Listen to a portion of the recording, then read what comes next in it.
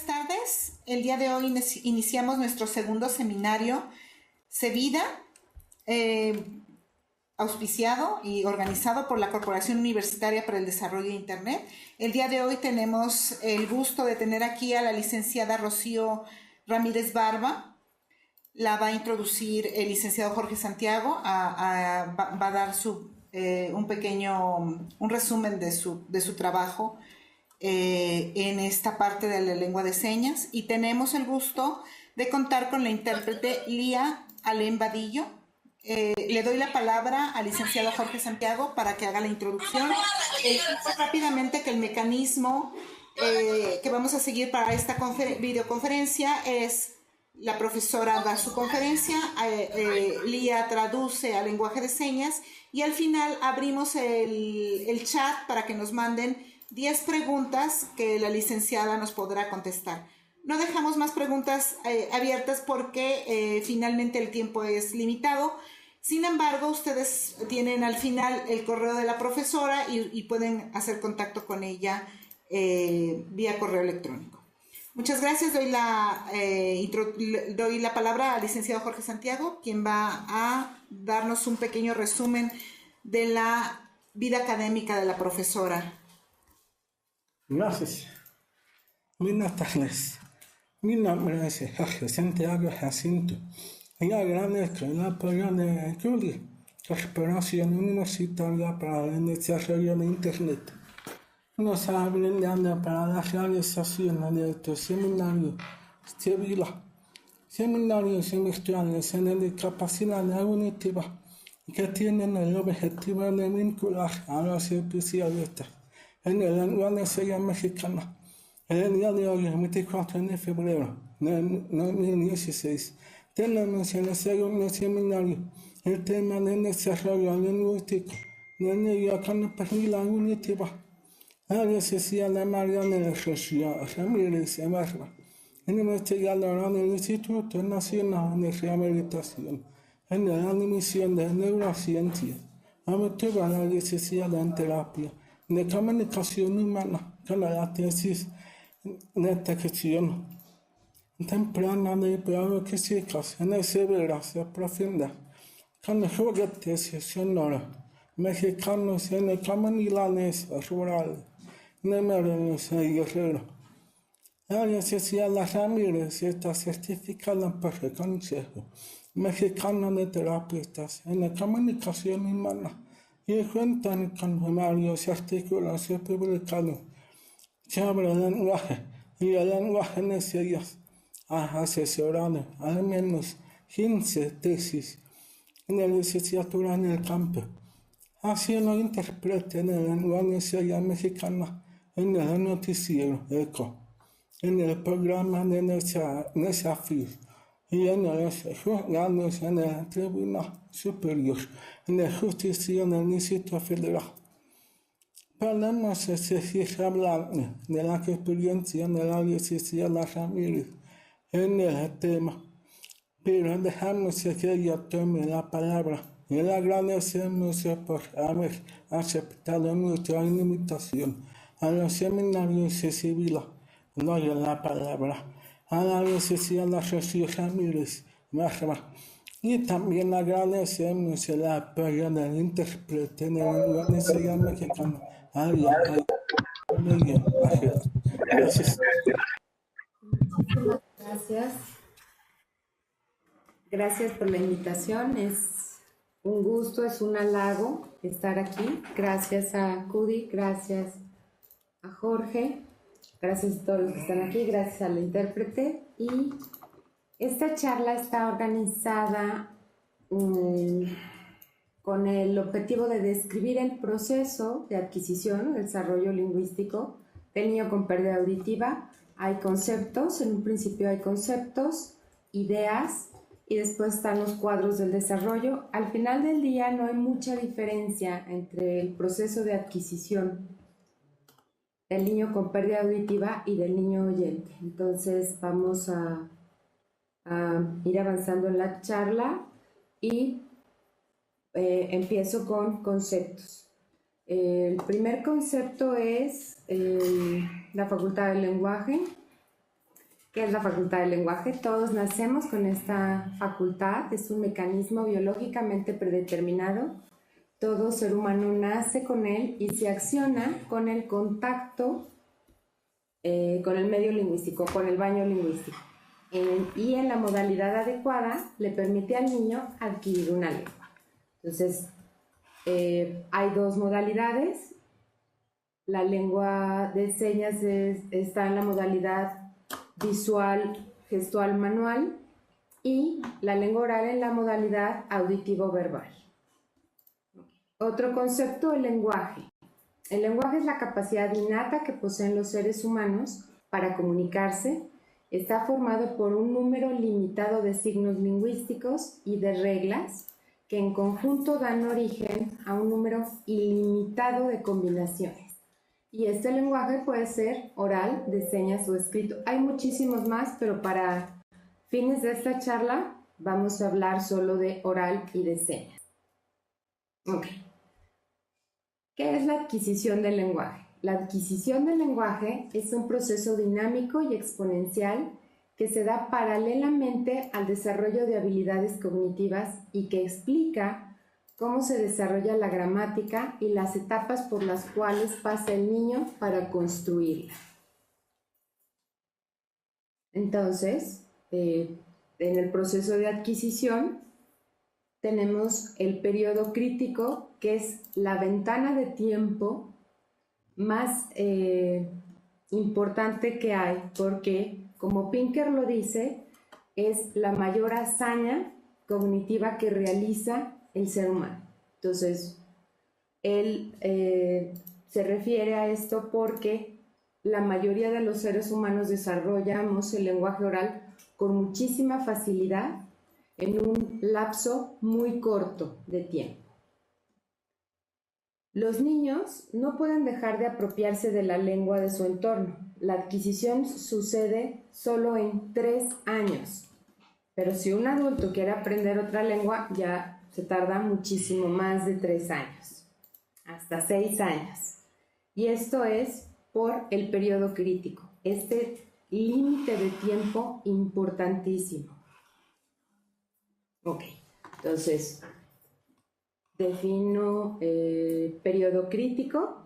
Es un lapso preciso de tiempo durante el cual el niño tiene una disposición aumentada, quiere decir que hay más plasticidad hacia una determinada conducta, en este caso la adquisición de la lengua, en la cual está inmerso, y puede ser una o pueden ser varias lenguas al mismo tiempo. Es un proceso peculiarmente rápido, de 0 a 3 años. Hay autores que hablan que va de 0 a 3, de 3 a 5, de 5 a 7 y de 7 a 12. ¿Por qué se dividen estos periodos? Porque hay elementos gramaticales que se van incorporando dependiendo de la edad. Y bueno, en el mejor de los casos, cuando no existe una alteración sensorial o neurológica, pasa esto de 0 a 3 años. Y aquí están los autores que reportan esto: es Sagún, Lenneberg y Blazaracos. Sin embargo, en los niños con pérdida auditiva no pasa esto. Hay una limitación sensorial auditiva y toda esta información lingüística que se da de 0 a 3 años en el niño con pérdida auditiva no existe, no pasa. Si no son detectados antes de los 6 meses, y ahí hay un documento que traigo aquí en mi acordeón para acordarme y citar bien al autor, pero eso lo vamos a ver un poquitito más adelante. Ok, entonces, en este periodo de tiempo es necesario estimular de manera temprana e integral para que se favorezca el desarrollo de estructuras neurológicas y de procesos básicos del lenguaje. Básicos me refiero a importantes, no simples. Ok. Y hay factores que pueden retrasar este proceso, como pasa en los niños con hipoacusia bilateral profunda, en los cuales la falta de percepción auditiva impide cuantitativa y cualitativamente que la adquisición de la lengua oral siga su curso y ritmo natural. Entonces, vamos a hablar de la lengua oral y de la lengua de señas, pero en este caso, la lengua oral sí se ve limitada por la ausencia de la audición. Okay. ¿Cuáles son los factores que inciden en este proceso, en el desarrollo lingüístico? Los factores los cita Bunz y colaboradores en el 2012. Hay muchísimos más autores, pero este es el de los más completos. Los factores relacionados al desarrollo del niño, que son la edad y el sexo. Factores relacionados a la percepción auditiva, la edad de detección y el nivel de pérdida auditiva. Los factores ambientales, como la escolaridad, estilo comunicativo y modo de comunicación, ya sea oral o de señas. ¿Por qué? Porque se producen diferencias importantes en la adquisición y el desarrollo del lenguaje del niño dependiendo del ambiente en el que está inmerso. Ahora sí, ¿por qué es importante la edad? Porque ya lo vimos, el periodo crítico. Si un niño, bueno, y como factor auditivo, la edad de detección, el 84%, voy a sacar mi apunte para no equivocarme con las cifras y los autores.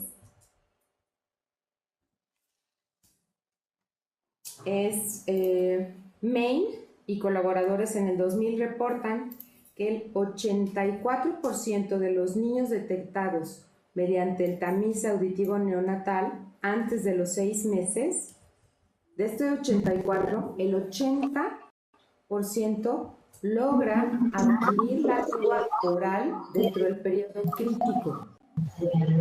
Y el 16% de este 84% detectado, que es detectado después de los 6 meses, no alcanza a cubrir todas las etapas de la adquisición de la lengua oral. Entonces, esto sí es bien importante porque ya está documentado y cuantificado.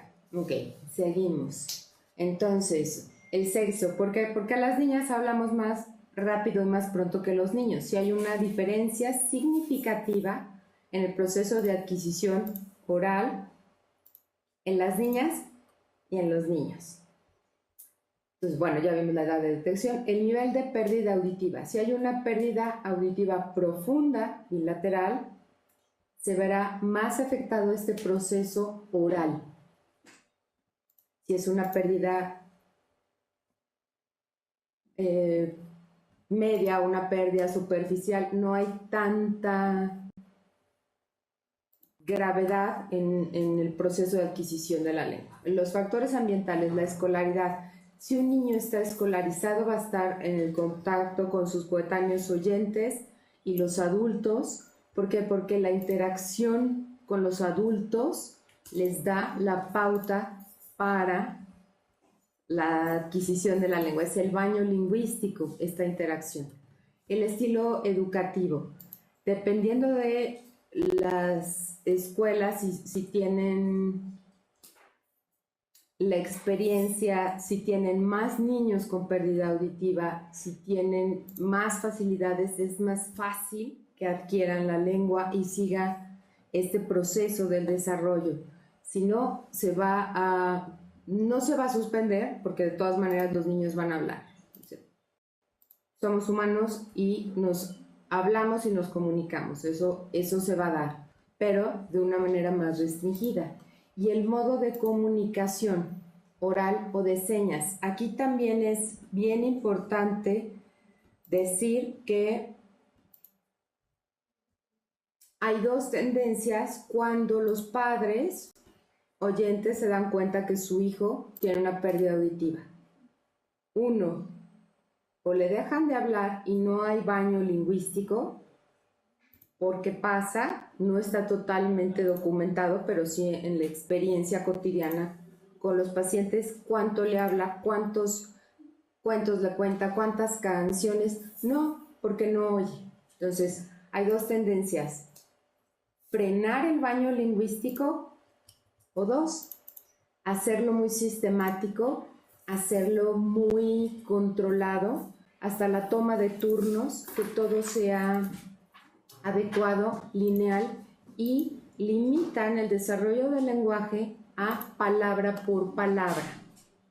Y esto hace que la lengua oral también sea limitada por el estilo de estimular. ¿Sí? Bueno, seguimos. Ok. Entonces, ¿qué es el desarrollo lingüístico? Lo defino como un conjunto de etapas consecutivas y graduales que permiten el progreso de las habilidades vocálicas hasta llegar a la competencia lingüística. Esto de la competencia lingüística lo voy a abordar un poquito más adelante. Cómo y cuándo los niños aprenden la estructura de las oraciones depende de su aprendizaje léxico y de su participación en las interacciones con adultos. El aprendizaje léxico es el incremento del vocabulario. También hay otra cosa muy importante. Es difícil saber la cantidad mínima necesaria que se necesita de exposición al medio o del baño lingüístico para que el niño la convierta en información lingüística y pueda tener emisiones. Siempre la comprensión va a estar antes o va a predecer a la producción, pero todavía no sabemos cuánto tiempo hay que estarlo estimulando. 1 hora al día, 22 horas al día, 5 horas al día, ¿sí? El chiste es que sí tiene que tener un baño lingüístico. ¿Cuánto? Todavía no se sabe el mínimo necesario. Ok. Algo muy importante que influye en el desarrollo lingüístico es el conocimiento del mundo o la experiencia. El niño recibe información lingüística, pero también muchísima información perceptual que le dan estas experiencias. Si un niño con pérdida auditiva sabe perfectamente qué es de día, qué es de noche, que algo está frío, que algo está caliente, que algo es grande, que con la pelota se juega, que el chocolate se come y sabe muy bueno, pero lo que pasa aquí es que aunque tenga toda esta experiencia riquísima del medio, sabe quién es su mamá, quién es su papá, dónde están sus juguetes, cuál es la cocina, que por una puerta se puede entrar y salir, que se abre y que se cierra, la referencialidad, el nombre de los objetos. Es aquí donde vemos un espacio, un eslabón que no está atado a todo este baño de información sensorial.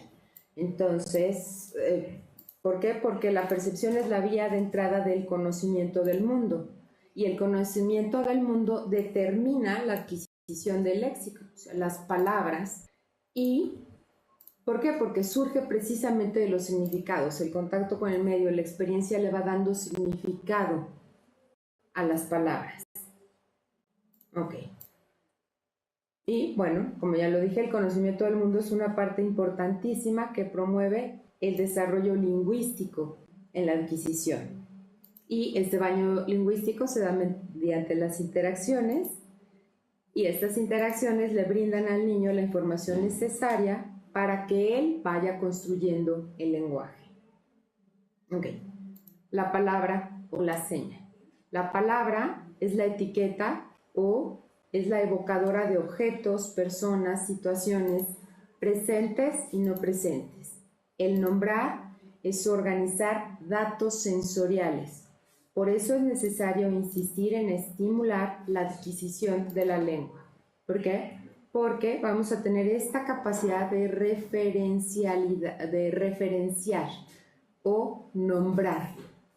Al nombrar algo lo hacemos presente, pero al hacerlo presente es porque ya lo tenemos conceptualizado. Y el orden de aparición de estas palabras depende del conocimiento del mundo.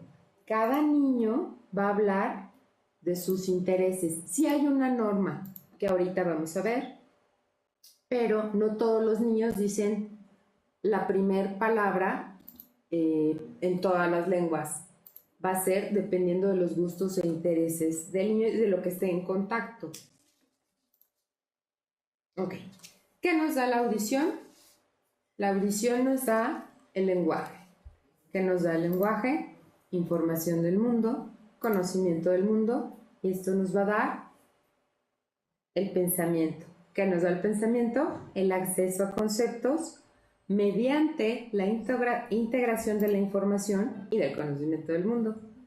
¿Y qué nos da el lenguaje? Algo muy importante, identidad y cultura. Entonces, la audición nos da el acceso a el lenguaje, a la identidad y a la cultura. Si esto no está presente desde el nacimiento, vamos a tener afecciones en estas áreas, ¿sí? Entonces sí es muy importante estimular a los niños dentro del periodo crítico. Ok. Otro de las definiciones que necesitamos para esta es la sintaxis. ¿Qué es la sintaxis? Es el orden canónico de los elementos léxicos en todas las lenguas, mediante el cual podemos formar oraciones gramaticalmente correctas. Y ahorita vamos a ver los prerequisitos para la sintaxis. El conocimiento del lenguaje no depende de la producción, pero la producción sí depende de la creatividad del lenguaje. ¿Qué es la creatividad del lenguaje? Es la capacidad de producir oraciones nuevas, sintácticamente bien formadas, sin haberlas visto o escuchado anteriormente. Y la creatividad del lenguaje es parte de la competencia lingüística que vamos a definir un poquito más adelante. Ok. ¿Qué necesitamos para que surja esta sintaxis? La facultad del lenguaje, estar inmerso en una comunidad lingüística, un mínimo de 50 palabras, y esto ya está perfectamente documentado, conocimiento del mundo, es decir, experiencia. Tenemos que saber de qué vamos a hablar para poder hablar. Y el uso de herramientas, así como la presencia del concepto de permanencia de objetos. ¿Por qué el uso de herramientas? Porque el lenguaje no se desarrolla solito, es como la punta de un iceberg y hay prerequisitos motores, hay prerequisitos sociales, hay prerequisitos cognitivos para que surja este lenguaje. Entonces, el uso de herramientas es desde el uso del índice al apuntar, el uso del índice para agarrar las pelucitas o los pedacitos de pan que se cayeron, observarlos y verlos a la boca. La pinza, a eso me refiero con el uso de herramientas, no es que el niño agarre un martillo y se ponga a clavar, ¿no? Tú también lo puedes hacer. O también puede ser esto de medios y fines, pero ya es más adelante. Lo que sí se necesita también es el concepto de permanencia de objeto, que el niño sepa que un objeto o una persona existe independientemente de que lo vea o no, para que lo pueda nombrar y evocar, porque como dijimos, la palabra es evocadora. Entonces la sintaxis depende del léxico y el léxico del conocimiento del mundo. Entre más temprano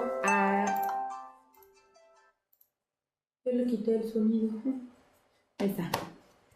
Entre más temprano sea el uso de 50 palabras, la gramática va a aparecer más pronto. ¿Por qué? Porque hay una relación proporcional entre el número de palabras y la adquisición de la gramática de la lengua. Bueno, la construcción de la gramática de la lengua. Entonces, ¿cuáles son las primeras palabras que aparecen, ya sea en señas o ya sea en lengua oral? Dependen del entorno inmediato, del aquí y el ahora. Entonces, Van a ser cuerpo, ropa, alimento, familia, juguetes. Animales, si es que hay mascotas en casa. También surgen algunos adjetivos que son determinados por los sustantivos que el niño está utilizando. Y aunque los verbos están presentes en las acciones de los sustantivos que se emiten, es más tarde cuando aparecen oralmente. Pero en el niño con pérdida auditiva, si utiliza las señas, los verbos van a aparecer en mayor número que los adjetivos. Ok. Las primeras palabras que utiliza un niño en el estadio de una palabra son muy similares en todas las lenguas, y esto lo documenta Pinker y Clark. Son comida, partes del cuerpo, ropa, vehículos, juguetes, cosas de la casa, animales, personas, acciones, movimientos o rutinas, y aquí ejemplifico, si no quiero a Dios. Estas serían como rutinas o fórmulas sociales. Y son similares en todas las lenguas orales y de señas. Alrededor de los 18 meses el lenguaje cambia, el léxico aumenta, o sea, las palabras que está utilizando el niño empiezan a aumentar y empiezan a incrementar el conocimiento de palabras.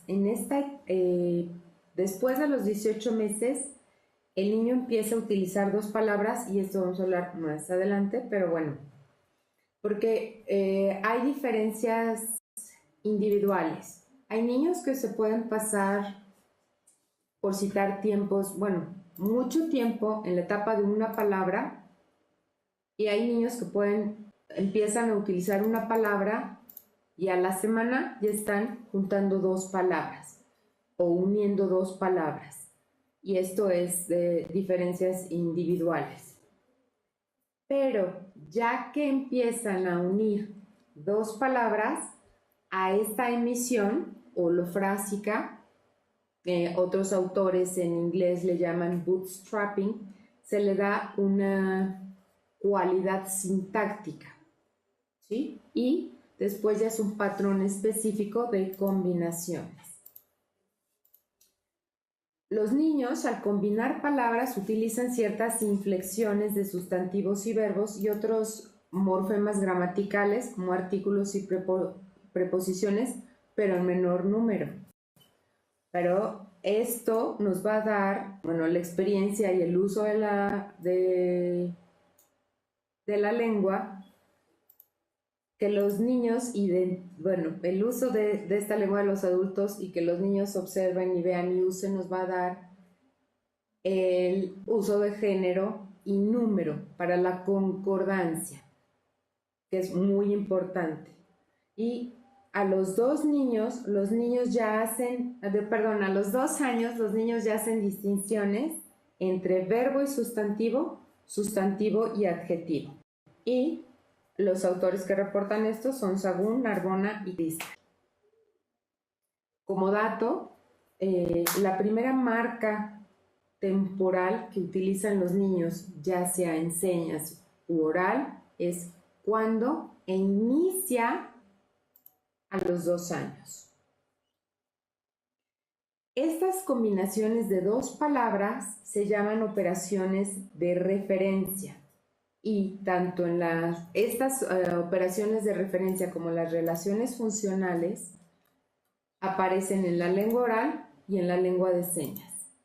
Y las operaciones de referencia que al principio aparecen son nominaciones, ese gato, reconocimiento, hola gato, recurrencia, más leche, no existencia, no más, o no galletas, o no mamá, o no suéter, ¿no? Van variando dependiendo del número de palabras que el niño esté utilizando. Bueno, las relaciones funcionales del lenguaje que aparecen son la atributiva, o sea, antes de que se dé la sintaxis como tal, pero ya hay sintaxis emergente. es adjetivo y nombre, grande tren, posesiva, nombre y nombre, mamá zapato, o sea, el zapato de mamá. Locativa 1, nombre y nombre, suéter, silla, tu suéter está en la silla. Locativa 2, de dirección, verbo y nombre, ir, calle, yo quiero ir a la calle. Agente, acción, nombre, verbo, Paco poner o Paco pon o Paco comer. Agente, objeto, petición o declaración, que puede ser mamá, dame el calcetín, o mamá, ahí hay un calcetín, dependiendo del contexto. Luego, otra de las relaciones funcionales del lenguaje es acción-objeto, donde aparece un verbo y un nombre, dame pelota. Y bueno, esto es importante para identificar, ya que tiene palabras el niño, cómo las combina en las operaciones de referencia, qué relaciones funcionales o relaciones semánticas, está estableciendo. Y después hay otro momento del proceso de adquisición muy interesante, en el cual los niños dan roles a los objetos y a las personas. Y bueno, la lengua oral va siguiendo un proceso no simultáneo, pero sí paralelo al desarrollo cognitivo, igual que el desarrollo motor, el desarrollo social, el desarrollo emocional. Entonces, los niños conocen perfectamente la forma, tamaño y textura de los objetos, además los movimientos y sus sonidos. En los niños oyentes, mediante el juego se evidencia la permanencia de objeto cuando están jugando con el cochecito o es un objeto y están pip, pip, ahí está el sonido inmerso. Y los niños con pérdida auditiva atribuyen esta función mediante el movimiento. Entonces, aquí hay un ejemplo de lo que vamos a ver ahorita de los roles que les dan los niños a los objetos para clasificar el uso de las palabras. Lo primero son Greenfield y Smith en el 76, describen esto, que los niños atribuyen a los objetos que se mueven solos la cualidad de movedores. Incluyen a los adultos y a ellos mismos y a los animales. Todo lo que se mueve, pero por sí solo.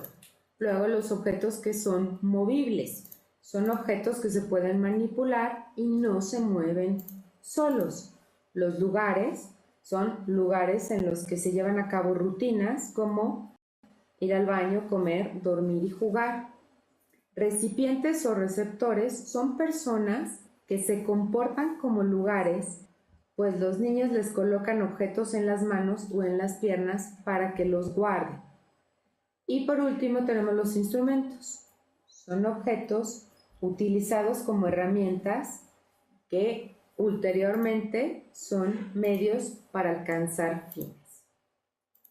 Entonces, ahora sí ya llegamos a la competencia y a la actuación. La competencia se define como el conocimiento gramatical que el individuo tiene de su lengua. En ella interviene la creatividad que subyace en el lenguaje, pues es la capacidad de comprender, formar y producir oraciones no escuchadas anteriormente. Y la actuación es el uso real de la lengua en situaciones concretas. Esta es la parte medular de la charla. ¿Por qué? O el concepto medular.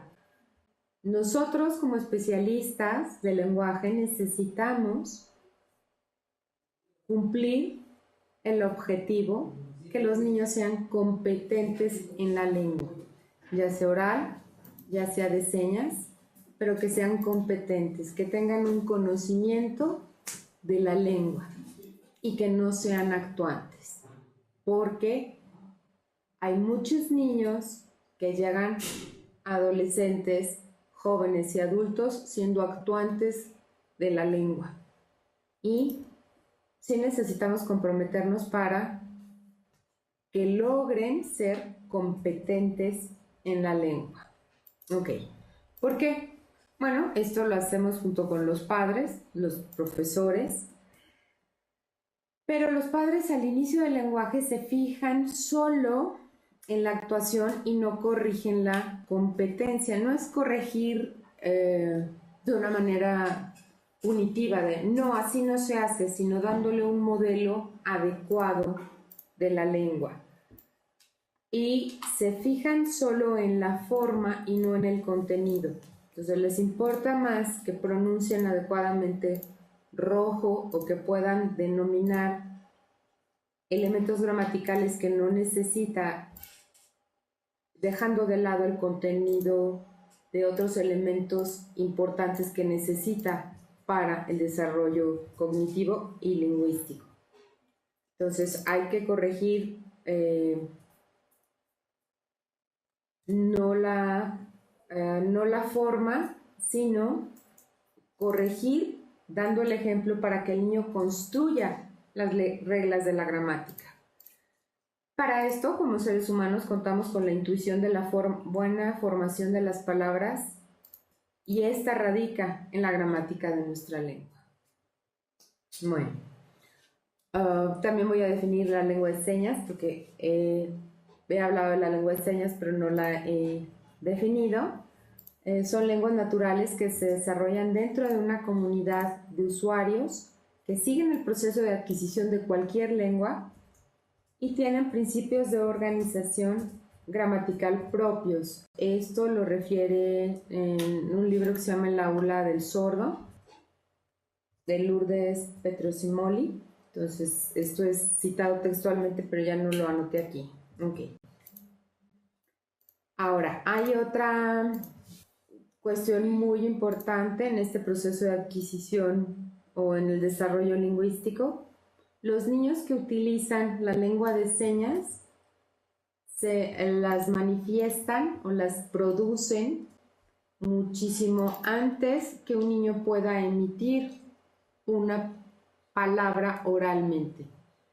Slovin, que ha estudiado el desarrollo o la adquisición de muchísimas lenguas, documenta que hay, bueno, aquí me equivoqué, son 3 posibles y no, son 2 posibles explicaciones para la relativa aparición temprana de las primeras señas. Una es la maduración más temprana del sistema motor y la segunda, que también lo dice Bonvillian en el 83, el mayor uso del gesto antes que de la palabra.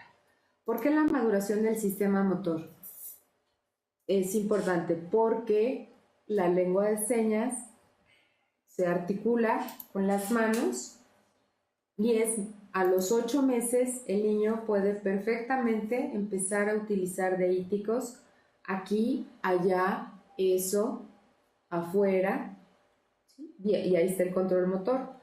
Para la articulación de la lengua oral necesitamos el aparato fonoarticulador y la laringe en edades tempranas tiene una doble función: pasar el alimento, respirar y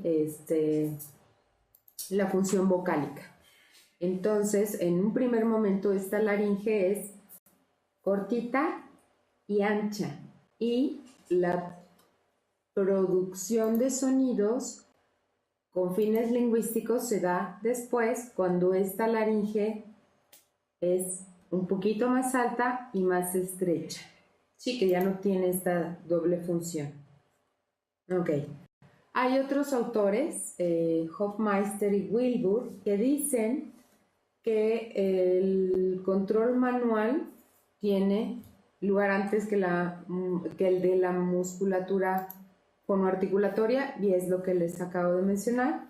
Y Bonvillian dice que las manos pueden ser directamente moldeadas por los padres y que por eso puede ser antes. Entonces hay una serie de cuestiones que podrían explicar o explican por qué la lengua de señas o las señas son anteriores, pero para que aparezcan las señas están los gestos y Bueno, pero como dato también es un parteaguas que el 92% de los niños con pérdida auditiva tienen padres oyentes. Entonces, estos niños no pueden acceder a la lengua oral de manera natural, o sea, no solo con el baño lingüístico. Hay que tener otras estrategias para desarrollar la lengua oral. Ahora, estos niños tienen recursos limitados de información lingüística oral, pero esto no está en detrimento de su facultad cognitiva, es decir, la información lingüística que reciben del medio les da opciones lingüísticas que tal vez no procesen todas, pero la gran mayoría, y dan como fin último el lenguaje. O sea, de que van a hablar, van a hablar. ¿Sí? Bueno, regresando para que aparezcan las señas, tenemos como prerequisito los gestos. Entonces, ya sabemos que los símbolos se forman a partir de la experiencia sensorial vivida, las cuestiones emocionales y las habilidades motrices, la capacidad de combinar estos gestos no se produce espontáneamente, se necesita de un modelo lingüístico, pero esto se puede fácilmente desmentir con la experiencia del caso Nicaragua y Judy Cagle, que está en la red, hay un montón de artículos donde sí los niños que estuvieron utilizando gestos lograron hasta 13 gestos concatenados y cada gesto con una función específica, ¿no? Pero bueno, los gestos que producen los niños sordos no expuestos a un modelo lingüístico constituyen un sistema gestual, no una lengua de señas. Y esto demuestra que los niños son participantes activos y creativos del proceso de adquisición, pues van más allá de los modelos lingüísticos. Entonces, en estos gestos que aparecen, tenemos gestos presimbólicos. No son gestos que expresen la realidad y estos gestos obtienen el significado del contexto, como por ejemplo el señalar, los gestos indéxicos, el dar, el mostrar, el pedir, el adiós o espera. Este sería como un gesto de espera o ya se acabó. Tirar, beber, grande, chico, sí, no. ¿Sí? Entonces, antes de las señas están los gestos, están los deícticos, y después, en este proceso ya de adquisición de las señas, los niños no respetan todos los parámetros funcionales o formativos, es decir, estas configuraciones pueden respetar el toponema o el lugar donde se articule sin tener la configuración exacta, y esta seña puede ser para mamá en vez de mamá, pero ahí va, ¿no? Tiene como ciertos rasgos, igual que un niño no dice perfectamente manzana y puede decir maana, es lo mismo, ¿no? Entonces hay una similitud en este proceso de emergencia de la lengua. En los niños que utilizan las señas hacen estas combinaciones holofrásticas o de dos señas a los 15 meses, y esto lo reporta Meadow en el 1980, y adquieren señas correctas y las utilizan para significar clases más adelante, y después vamos a ver unas tablas que elaboramos para esto, ¿no? Entonces, bueno, en la etapa de las frases de 2 señas es equivalente a la de 2 palabras en los niños oyentes, y esto también lo reporta Bellugi y Clima. Collins y Algren. El incremento en la longitud de los enunciados es igual en la lengua oral y en la lengua de señas, y esto lo reporta Bellugi, Klima y Brown. En el desarrollo sintáctico, los niños sordos y los niños oyentes presentan generalizaciones de las reglas gramaticales muy similares, como las operaciones de referencia, que ya vimos, y bueno, seguimos aquí. Este cuadro hace una equiparación del proceso de adquisición de la lengua oral y la de señas. Lo primero, bueno, es el llanto, luego las vocalizaciones, el balbuceo, pero hay etapas marcadas del balbuceo. Tenemos el balbuceo rudimentario, en el cual aparecen todos los sonidos posibles de las lenguas naturales, y el balbuceo canónico. ¿Cuál es el balbuceo canónico? Es en el que están presentes la consonante vocal, ma, ma, pa, pa, ta, ta, ta. Entonces, tenemos hasta el balbuceo canónico una similitud. Ahora, el balbuceo canónico es importantísimo. ¿Por qué? Porque cuando está presente es un factor predeterminante para saber si el niño va a construir la lengua oral en corto tiempo.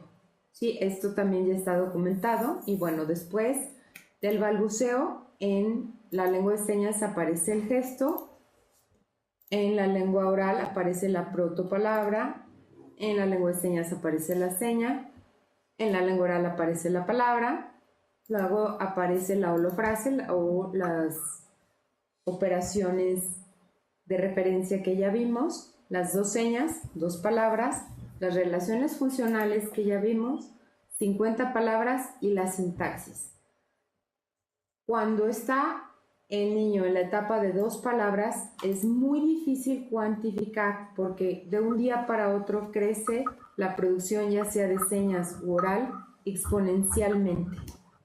¿Sí? Y ahora ya llegamos a los cuadros del progreso lingüístico y la edad. Está la edad en meses, el progreso lingüístico del niño oyente, y después está la tabla que une al niño oyente con el niño con pérdida auditiva para ver en qué momentos estamos, ¿no? Entonces, lo primero que está aquí es, como ya vimos, todo este proceso hasta la emergencia de dos palabras. Es a los 18 meses, los niños tienen de 8 a 20 palabras que los demás entienden, y son palabras como más, allí, abajo, no, este, abajo, upa, adiós, y gestos. A los 24 meses, como les decía, esto crece exponencialmente y tienen de 150 a 300 palabras, con combinaciones de sustantivo y verbo, yo, tú, mi, me, mío, haber y ser, que usan indistintamente, todavía no lo usan adecuadamente. Inicia la emisión de frases. De 2 a 3 años ya tiene 450 palabras, utiliza el ir, algunos plurales y oraciones de 3 a 4 palabras. Está el qué, el dónde, aquí me faltó el cuándo, que ya les había dicho antes. Utiliza el yo, y ya hay la concordancia de género y número. Inicio del uso de preposiciones y adverbios. Para los 3 años ya tiene de 900 a 1000 palabras. A los 4 años tiene de 1500 a 2500 palabras y oraciones de 5 o más palabras. A los 5 años, 2500 palabras, oraciones con 6 palabras utiliza adecuadamente el y, pero y entonces para hacer oraciones más largas y combinarlas. A los 6 años ya hay un dominio de la gramática de la lengua y a los 10 años es cuando utiliza los condicionales aunque y a pesar de que. Aquí ya está el progreso oral del niño oyente y del niño con pérdida auditiva profunda. Entonces, de 0 a 1 mes está el llanto, iguales, de 0 a 2 meses las vocalizaciones. De 1 a 4 meses en el niño oyente los sonidos producidos están ligados a la aparición de la sonrisa. Hay producciones silábicas primitivas o rudimentarias y los sonidos que aparecen son articulados en la parte posterior de la garganta y ruidos inespecíficos, son más sonidos guturales. En el niño con pérdida auditiva, de 1 a 4 meses, hay producciones vocálicas semiconsonánticas, semivocálicas y ruidos inespecíficos, y esto lo reportan Oller y Lynch. De 3 a 5 meses, en el niño oyente tenemos el balbuceo rudimentario. Aparecen características prosódicas, melódicas y rítmicas de la lengua materna y hay sonidos que son difícilmente segmentables. De 3 a 8 meses en el niño con pérdida auditiva, el balbuceo es rudimentario y la articulación es imprecisa debido a que no hay retroalimentación auditiva. De 5 a 10 meses aparece el balbuceo canónico, que es consonante vocal, y empieza la producción de sílabas. El balbuceo presenta reduplicaciones de sílabas idénticas que posteriormente se diversifica. En el niño con pérdida auditiva de 11 a 25 meses, el balbuceo se hace tardío, ilimitado y estereotipado. Hay producción de sonidos atípicos y a menos que tenga una estimulación ya auditiva o estimulación lingüística, estimulación integral, va a aparecer el balbuceo canónico. Pero esta producción tiene una correlación con la adaptación ya de los auxiliares auditivos. En el niño oyente a los 12 meses hay niños que tardan 1 mes para pasar de una palabra a 10 palabras y en el siguiente mes producen 50 palabras y así exponencialmente. En el niño con pérdida auditiva a los 12 meses no hay un desarrollo espontáneo del lenguaje, el nivel fonológico es diferente, pues las emisiones duran más y varían en intensidad. Hay pausas intersilábicas, ya que la articulación se altera por la falta de retroalimentación auditiva. La producción de los fonemas no visibles es deficiente. Cabe mencionar que el español tenemos solo el 30% de los fonemas son visibles y luego tenemos el mismo punto de articulación y diferente modo. B, p. Y entonces complica más esto de la producción oral. Hay niños que tardan para pasar de 1 a 10 palabras 10 meses y originando 12 meses de diferencia en la adquisición oral. Entonces, a los 18 meses el niño oyente tiene 50 palabras y empieza esta combinación de palabras, y el niño con pérdida auditiva tiene 30 meses con 50 palabras con combinación de 2 palabras en el mejor de los casos. Después, a los 24 meses, el niño oyente tiene una construcción de las primeras relaciones semánticas o relaciones funcionales y empieza la emergencia de la sintaxis, pero el niño con pérdida auditiva no. A los 36 meses, el niño oyente ya tiene un lenguaje establecido muy similar al del adulto, donde faltan estructuras como oraciones subordinadas, coordinadas, ciertos circunstanciales y el léxico va aumentando. A la fecha todos aprendemos diario 1 o 2 palabras y entonces eso no deja de suceder. Sin embargo, el niño con pérdida auditiva profunda a los 60 meses es cuando tiene un lenguaje establecido, siempre y cuando haya recibido una estimulación lingüística y auditiva durante el periodo crítico. Entonces, sí vemos una gran diferencia en el número de producciones en la lengua oral, en el niño oyente, el niño con pérdida auditiva. Ya de forma no puse todo lo que hay, apenas se inician investigaciones en este sentido en México, no hay documentos actuales que reflejen de qué habla el niño. Los reportes son, habla menos, habla poco, pero en qué elementos, eso es lo que no hay muchos reportes. Ok.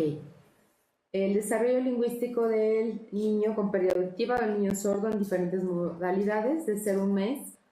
En la lengua oral hay llanto, vocalizaciones, hay una correlación entre la adaptación de la prótesis auditiva y el desarrollo de elementos suprasegmentales. Hay muy pocos niños a los cuales se les adapta el auxiliar auditivo a tan temprana edad. Y en señas hay una correlación negativa entre la importancia de la pérdida auditiva y las producciones orales. De 2 a 6 meses el desarrollo oral tiene vocalizaciones presentes, aunque no se observan diferencias en la cantidad. Inicia el balbuceo rudimentario. De 7 a 11 meses hay ausencia de curvas melódicas ascendentes y circunflejas y el repertorio vocal es reducido. Pero en la lengua de señas el balbuceo manual inicia y empieza a jugar con las manos y hay movimientos repetitivos y como dato, el balbuceo es un estadio crítico en la ontogenia del lenguaje determinado por la maduración neurológica de los mecanismos de la producción del mismo. Entonces, si ya estamos viendo en el niño con pérdida auditiva oral versus señas, vemos que el lenguaje, el balbuceo rudimentario está, pero el balbuceo manual es muy vasto, ¿no? Se manifiesta. A los 8 meses, el balbuceo oral rudimentario está, hay producción de sonidos o muy graves o muy agudos. Sin embargo, en la lengua de señas empieza la emergencia de los gestos y los deíticos. A los 10 meses, la producción oral es corta, tiene una limitación tonal en las frecuencias graves y en las señas, pues ahí aparecen algunas señas y gestos. De 12 a 25 meses hay un importante retraso en el balbuceo canónico, pero en las señas aparecen señas en las emisiones gestuales, o sea, de esta producción de señas, ya de pronto, de gestos, de pronto sale alguna seña. Y hay un promedio de aparición de la primera seña a los 13 meses. ¿Por qué? Porque hay autores que reportan que es a los 8 meses la primera, como Anne Petito, hay otros que dicen que es a los 10, otros a los 15 y otros hasta los 18 meses. Y si nosotros, bueno, hicimos un promedio de los autores que reportan la emergencia de las señas y nos dio 13 meses. Bueno, a los 18 meses hay diferencias cuantitativas y cualitativas en el repertorio de adquisición de los fonemas y en señas ya inicia un cambio importante de las señas. Ya hay una seña mínimo a los 18 meses. Bueno, a los 24 meses la articulación se altera por la falta de retroalimentación auditiva y por la ausencia de visibilidad de los fonemas velares, palatales e interdentales. Sin embargo, en la lengua de señas se inician las las emisiones de dos señas o holofrases que ya tienen una sintaxis emergente, ya hay relaciones semánticas o relaciones funcionales. Y bueno, esto sería la charla, traerles aquí los hallazgos que hay de el desarrollo lingüístico en el niño con pérdida auditiva y la manera en la cual proponemos que se les estimule es hablar de forma clara, que el niño elija de qué hablar y que se le responda, animar al niño a contar historias, ser espontáneo. ¿Por qué? Porque el niño, cuando está en la etapa de dos palabras, ya sea operaciones de referencia o relaciones funcionales, toma el significado de estas palabras, que sean señas u orales, de los adultos. Y si los adultos le hablamos al niño de una manera rígida, constante, siempre perfecta, con los tomas de turnos alterada, siempre yo, tú, y eso no pasa en un contexto natural, ¿no?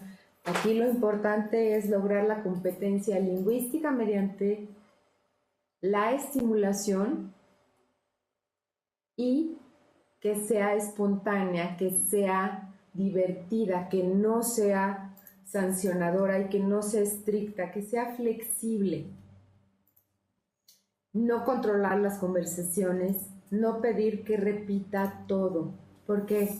Porque se pasa la vida el niño repitiendo la palabra, o las palabras, cuando tendría que ya tener una producción de más elementos gramaticales, ¿sí?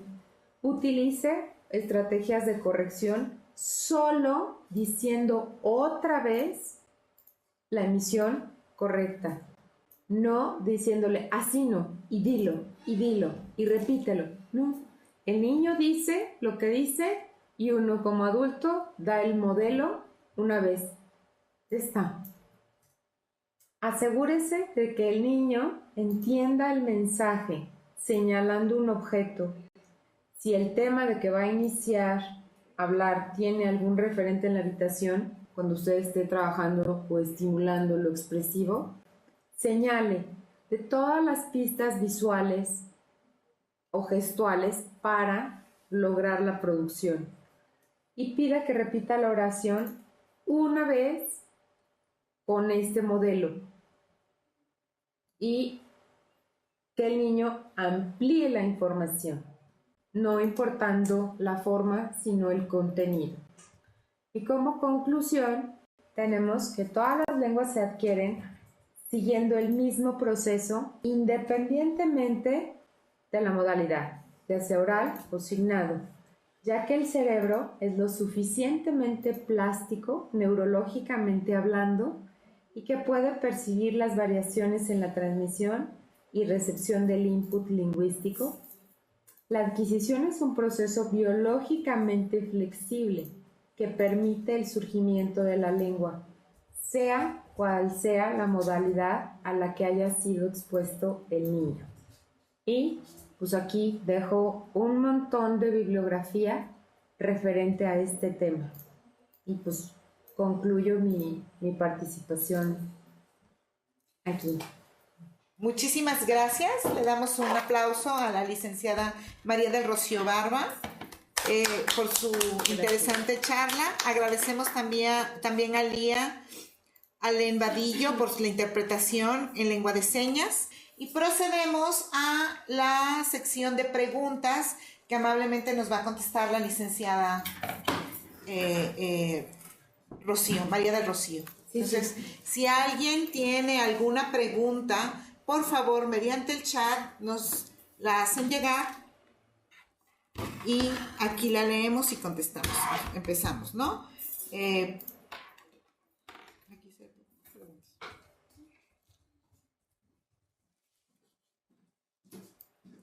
Muy interesante charla. Muchísimas gracias. Gracias.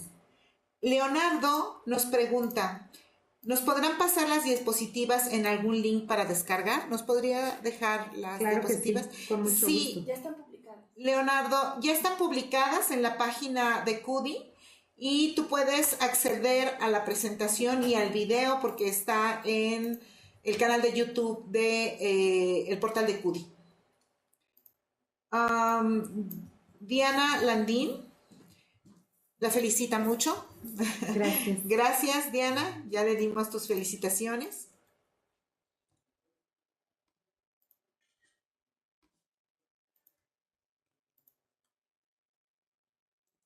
Estamos pegando en este momento el portal en donde pueden encontrar la presentación.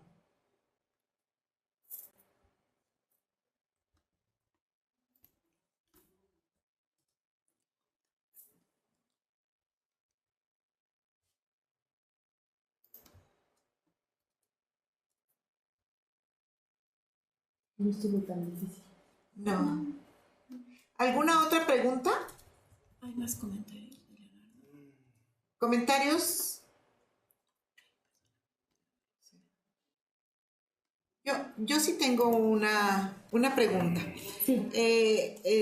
Nosotros tuvimos la experiencia de un niño sordo desde pequeño y lo que usted mencionaba de las conexiones lingüísticas sí es muy complicado porque como no modulan, no escuchan su voz, entonces empiezan a gritar y eso hace que el adulto se asuste. Uno no puede tratar de controlar, es un niño, es un bebé, ¿no? Y eso hace que la comunicación se rompa también. Mis padres lo que hicieron fue la casa estaba llena de un montón de pósters con cada una de las referencias de los objetos que había en la casa, ¿no? Y ahí yo tuve la experiencia de un niño oralizado, no de un niño con lenguaje de señas. Fue muy fructífera porque él se pudo desarrollar muy bien en la secundaria, en la preparatoria y en la universidad. Sin embargo, cuesta mucho trabajo. Y esta parte de tener que enseñarles, de etiquetar cada uno de los objetos es fundamental, ¿no? Y estoy hablando de un niño hace 40 años, ¿no? Ahora con las cosas más modernas y los iPads y toda la tecnología, sí podrá ayudar muchísimo en esto. Entonces, la parte que usted está haciendo me parece muy importante justo por eso, porque retroalimenta y les enseña a los papás a cómo tratar un problema de este tipo, ¿no? Y saber y decir cómo es un proceso, ya sea de manera oral o de señas, porque hay mucho desconocimiento dado el gran porcentaje de padres oyentes que tienen niños con pérdida auditiva, es un desconocimiento total y absoluto. Sí. Y entonces hay miedo, y el miedo controla y el miedo frena. ¿Y qué libera el miedo? La información. Exacto. Quien tiene la información tiene el poder. Entonces es un pequeño paso para empoderar tanto a profesionales como a padres, como a los sordos mismos cuando tienen a sus hijos. Sí. ¿No? Saber qué tiene que decir, qué no tiene que decir. Falta más, ¿no? Es un primer acercamiento, ¿no? Parte de lo que estamos haciendo ahí en el instituto es un curso de gramática para los papás de los niños, ¿no? Porque como especialistas les decimos, le faltan adverbios a su hijo. Y el papá dice, ¿y eso qué es? Trabájele el tiempo y la concordancia. ¿Qué es eso? ¿Cómo le estimulo eso? Entonces, sí estamos haciendo eso y haciendo otros pasitos en relación a informar para empoderar. Sí, sería interesante que pusiéramos su correo electrónico. Claro que sí. Para que tengan ellos la información y que puedan conectarse a estos cursos de los papás, ¿no? Entonces, si ahorita nos lo pone. Sí. Mientras tanto, tenemos otra pregunta de Diana Ladín. En el caso de un niño con un importante retraso en la adquisición del lenguaje oral, y aprende el mismo proceso, y aprende señas, ¿es el mismo proceso? Sí, el proceso, el caminito es el mismo. Siempre es una palabra, 2 palabras, 50 palabras, sintaxis, nada más que si no está en tiempo, si no está en el periodo crítico, hay elementos de la lengua que se dan mediante la lengua que no es tan fácil acceder. Por ejemplo, el uso de un a menos que. Ese, si no se estimula el conocimiento de un circunstancial como el a menos que, ya no va a haber manera. Es lo mismo que nos pasa a nosotros con 20 años si queremos aprender la segunda lengua, va a haber elementos gramaticales o modismos de otra lengua que no se adquieren, ¿no? Pero sí hay una gran flexibilidad cognitiva mediante la plasticidad cerebral de sí se puede lograr. ¿Nos pudiera poner el correo en el PowerPoint? Ah, claro, ya lo estaba anotando aquí. Sí. Estamos poniendo en el PowerPoint el correo de la doctora para que le escriban y estén pues al pendiente de lo que se hace en estos cursos para padres, ¿no? ¿Alguna otra pregunta? No sé qué pasó. Tú tenías una pregunta. Sí. Jorge tiene una pregunta aquí en el... En mi caso, de mi problema cognitivo, para mi experiencia, lo más importante es poner las palabras en diferentes objetos, por ejemplo, de la casa. Hay que poner así, ya me dice cocina, todo esto. Esto ayudamos a identificar los objetos de la casa, lo que hay. Pero para pronunciar la palabra es mucho se cuenta, se revista, si no me da todo esto. Pero cuando me salta, no importa que uno hable más. Esto facilita con el ejercicio, con el tiempo, que va mejorando la voz. Pero yo entiendo que cualquier persona no hablamos lo mismo. En mi caso se habla en sueco, no habla parejo. El problema es me es difícil.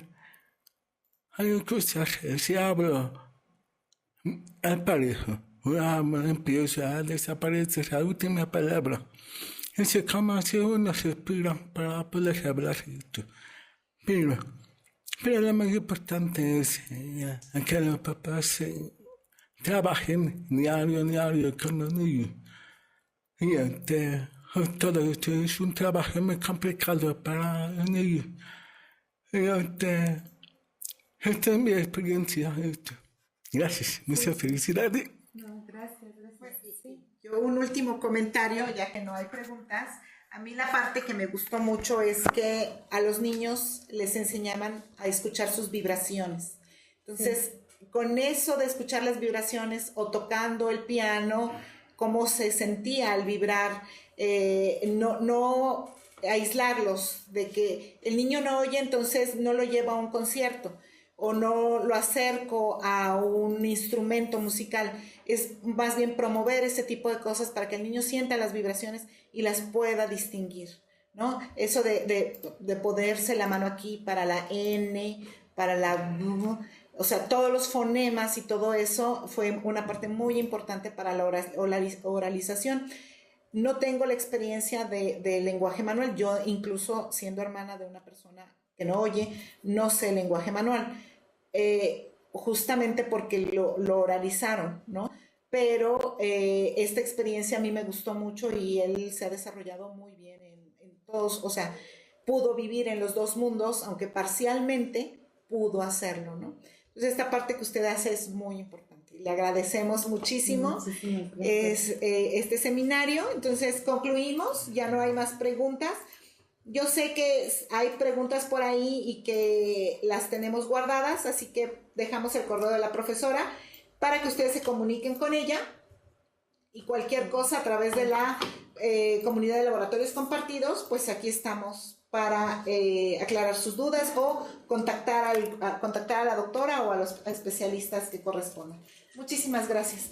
Y damos al final un pequeño reconocimiento a la doctora María del Rocío y a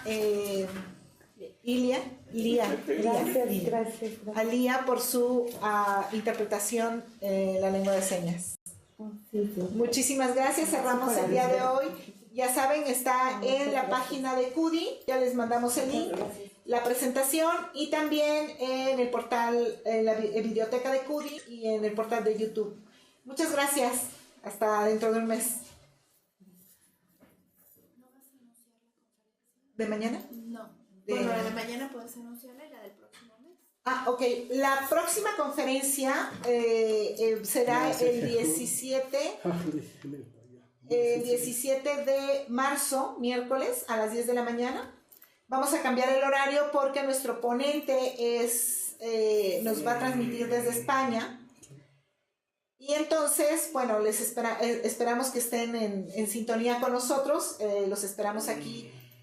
Va a ser un poquito diferente la logística, ya la practicaremos, pero les estamos dando lo mejor, estamos preparando estos seminarios lo mejor posible.